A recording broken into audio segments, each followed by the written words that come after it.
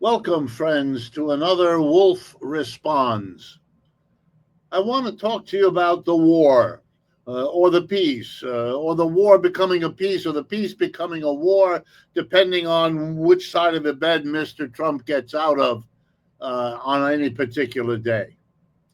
No, I know we've all been amazed at the up and down, going around this way and that way, but we shouldn't be. What we should be doing is trying to understand the longer range. So I'm going to call this thing War and Peace, Inconvenient Truths. Here's the context of what's going on. Europe used to be the center of the world's activity, at least in its own mind. There was the spectacular Renaissance after 1,000 years of feudalism, what we call the Dark Ages. Then the light came in and Europe took off. It not only rebirthed itself, but it industrialized, the first part of the world to really do that on a massive scale. Started in England and then spread to the whole world. And as part of the explosion of the power and the wealth of Europe, they took over the whole world. They colonized it. They subordinated Asia, Africa, Latin America to the control of the European countries.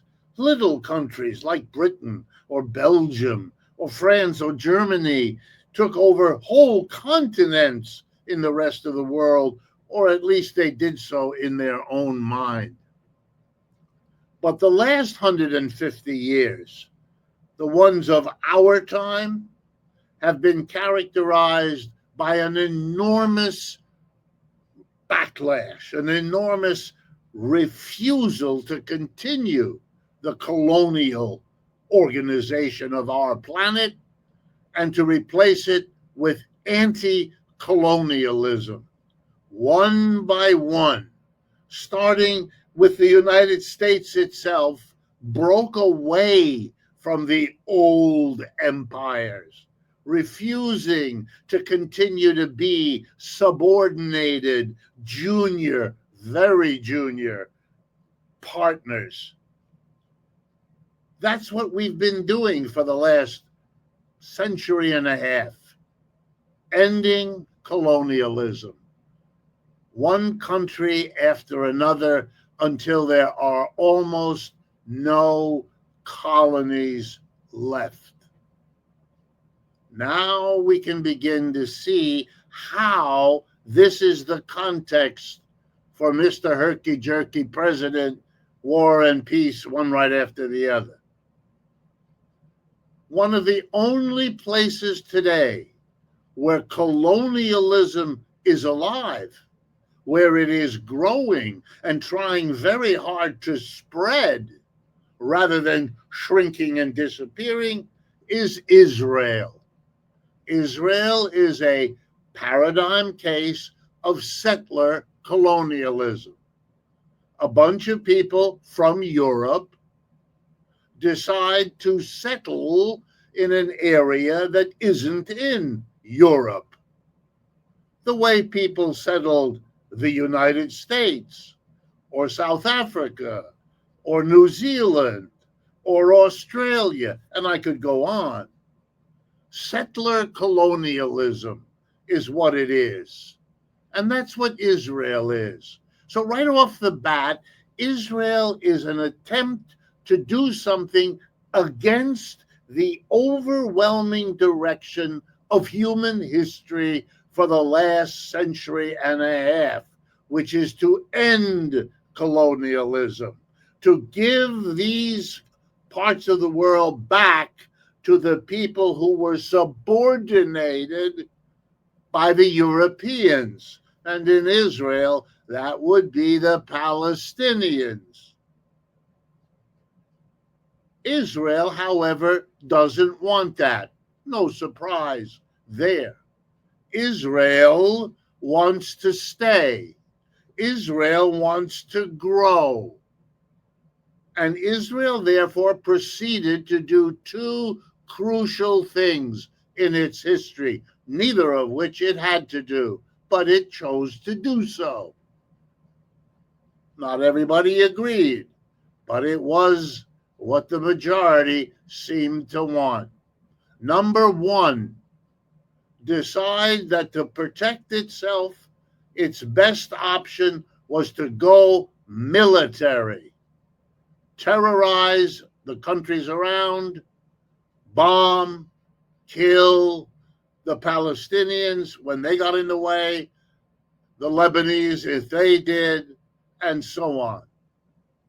The second thing they did was hitch their survival to the biggest, most powerful military in the world, that of the United States.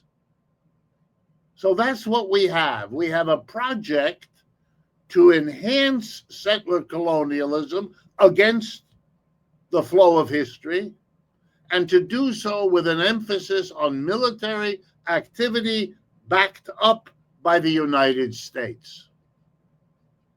And for many years, half a century, this succeeded. But like all other efforts to sustain this kind of a project, this one reached its limits. It's understandable that the Israelis do what they do in Gaza. It's not moral. It's not decent. It is what it is. But you have to kill everybody to make that kind of plan work. We did that in the United States. We did that in Australia, or nearly so. Israel is sadly not in a position to do that, because the people it's doing it to are Arabs, and they have their Arabic brothers and sisters in many countries all around Israel. That's a problem. And they are part of the larger Muslim world, and that's an even bigger problem. For a while, they could do it.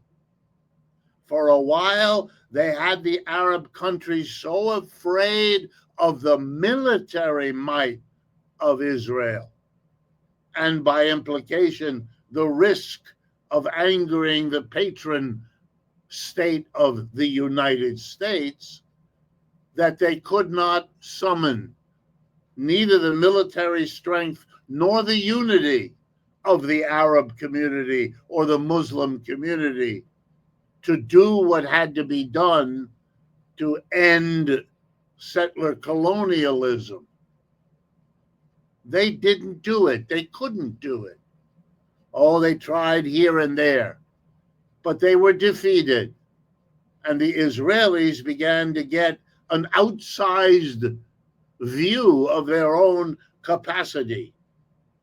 We'll come back to that in a moment. But you know, sooner or later, the sheer magnitude of the size of Israel, a country of maybe 12 or 14 million people, half of whom are European Jewish people who moved there, and the other half are the Palestinians who are still there and haven't gone to other Arabic countries, which many have. But that's a very small country. It could fight well against Lebanon, that's a small country. Syria, that's another small country. Even Egypt, which is bigger, but very poor. But sooner or later, it risked bumping up against a big country, a powerful country, perhaps a non-Arabic country that wasn't caught up in the long list of failures of the Arab nations to act in concert to deal with Israel. And that's what now has happened. The Israelis decided that the best way to get the United States involved more closely with them, to give them more protection, would be by attacking an enemy of the United States, Iran, and hopefully managing it such that the United States would come in to backstop Israel in Iran. And that's more or less what happened. Israel attacked Iran a couple of weeks ago and did so in a forceful way. Iran responded. That didn't go the way Israel wanted, so Israel upped the ante, attacked more, got the whole world anxious about nuclear weapons.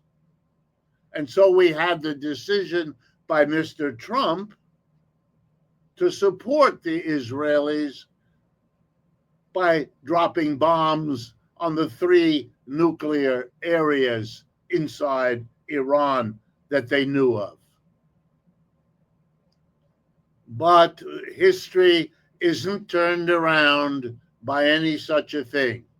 History has its own momentum, and not the United States and not Israel have anything like the power needed to undo that. Iran simply presented itself, a country of 90 million people, is going to have a war with a country of 7 million European Jewish displaced persons. Wow, that's not even close. And Iran has drones, and Iran has rockets. It's not the Palestinians who have none of it. Yeah, Hamas did its thing, but it was a one-day wonder.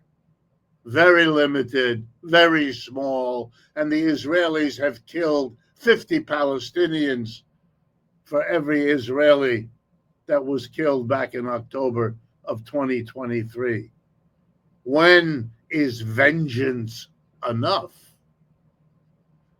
Iran is not Palestine. Iran can fight. Iran has the people, the resources, and is a huge country geographically.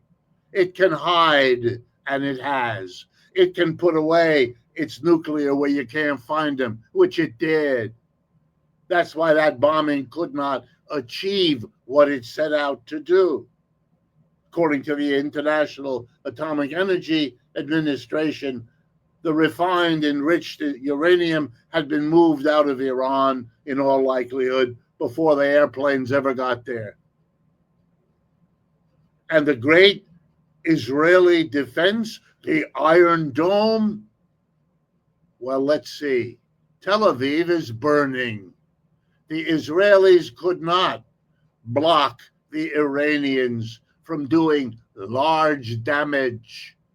And the American naval fleet in the Eastern Mediterranean couldn't do it either.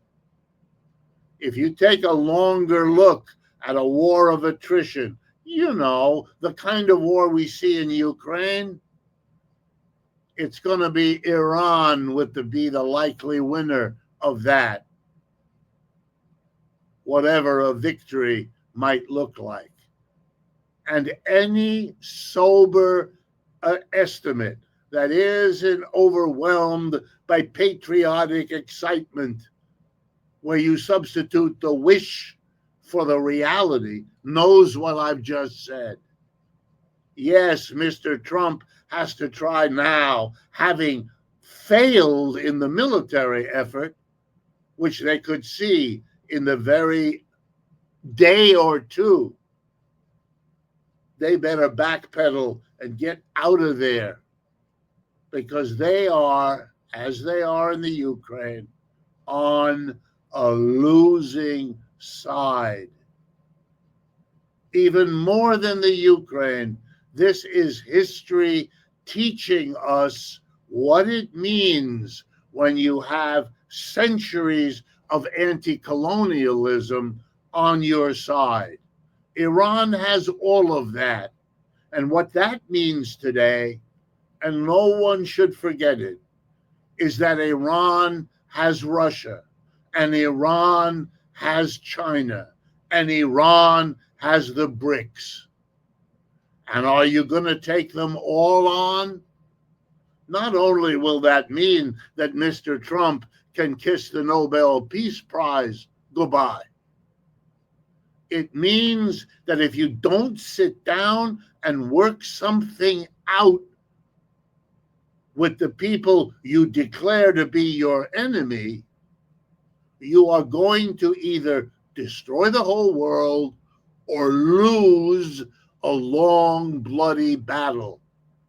And why in the world would you choose either of those? You see herky-jerky behavior by Mr. Trump? Bomb him one day, propose peace the next day, demand a ceasefire, get angry at the people who don't observe the ceasefire. Stop.